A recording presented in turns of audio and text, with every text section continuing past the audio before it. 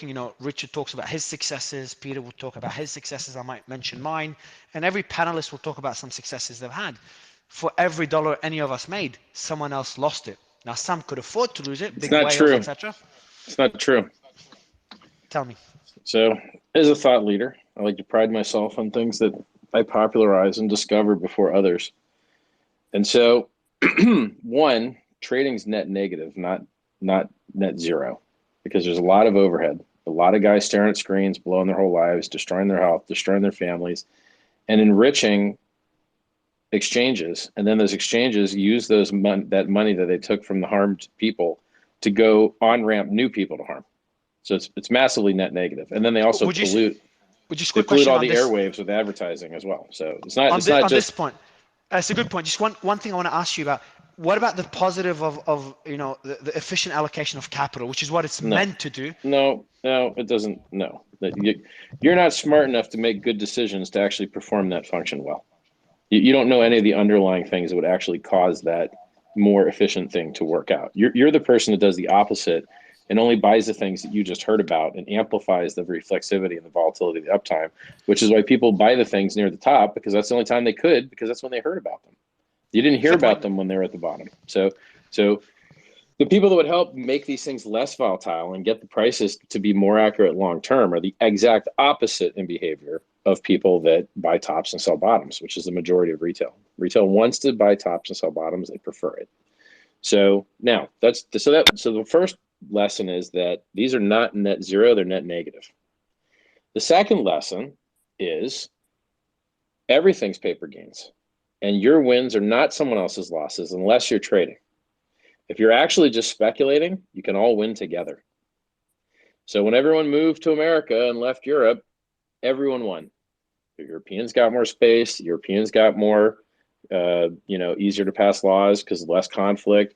The Americans won. We utilized unused space. Like everybody won. So the same thing happens when you create a new, superior economic system. So when everyone switches from the totally sucks, totally goes to zero, worst interest rates possible, worst counterparty risk possible, US dollar. And by the way, the rest of the currencies are even worse. The euro is down 33% versus the dollar over 15 years. And so if you didn't like the dollar sucking, boy, you'd hate to be in the euro. So if you sell all the houses at once, the price goes to zero. If you sell the gold at once, the price goes to zero. You sell the stocks at once, they go to zero.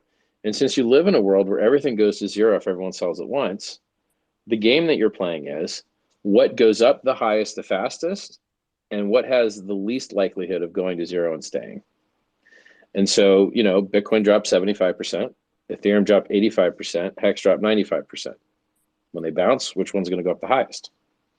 So with this, the position is, it's like insurance. When you give money to an insurance company, everyone else gives money to an insurance company, you're creating a giant pool of capital that if any person has a problem, they can draw down against it.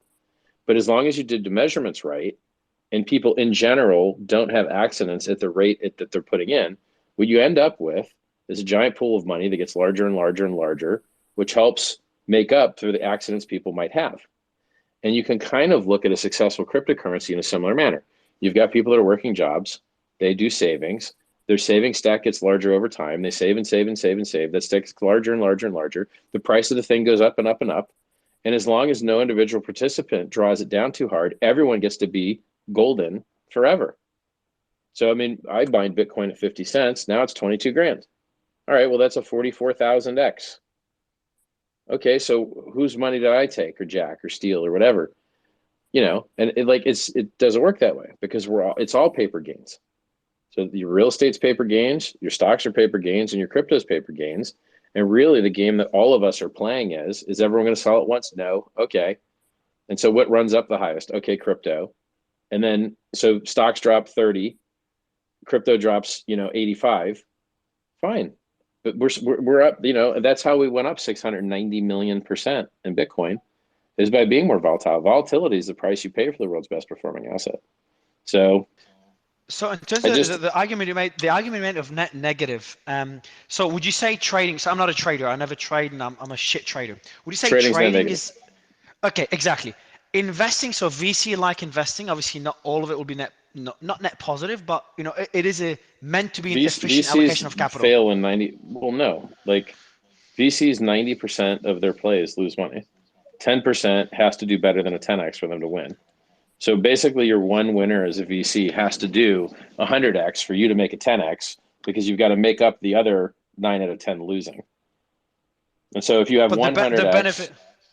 well, if you get 100x on one, and you have 9 out of 10 lose, then your net is that you're up 10x total after accounting for the losers and the winners.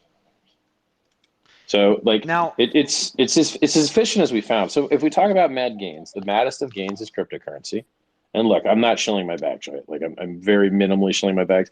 My thing went up I $1 appreciate that. million% in 2 years. Okay. 1 million% before staking. That's real numbers. Real numbers. You can, if you sold $1 million right now, you'd eat 2% slippage. Real numbers. So it's like, I think 2.3. So, but my point is, you should net negative gain. The thought leader thing, the thing that I discovered that no one else will tell you about, is that all of the gains are paper gains. All of your yield at the bank is inflation yield. All of your yield is a Bitcoin miners inflating the Bitcoin supply. All of your yield is an Ethereum miners inflating the Ethereum supply. And all of your yield in staking Hex is from inflating the Hex supply. And so since they're all paper gains, then which one runs up the most and is least likely to have everything draw down at once when you might need to sell? And the breakthrough, the understanding is that we can all win together. You don't have to, because we all are happy with our paper gains, and because we're happy to keep adding to them like we do for our savings across our lifetime. If you're a good, smart human being, your saving stack grows over your lifetime. It doesn't get smaller. And so therefore we can all get rich together. It's possible. It's not net negative. It's not Charlie? even net zero. Charlie, you had your hand up. Jump in, man. Yeah, sorry, I wasn't going to jump in. I was just going to slip off, actually. I've got to run, but thanks for having me.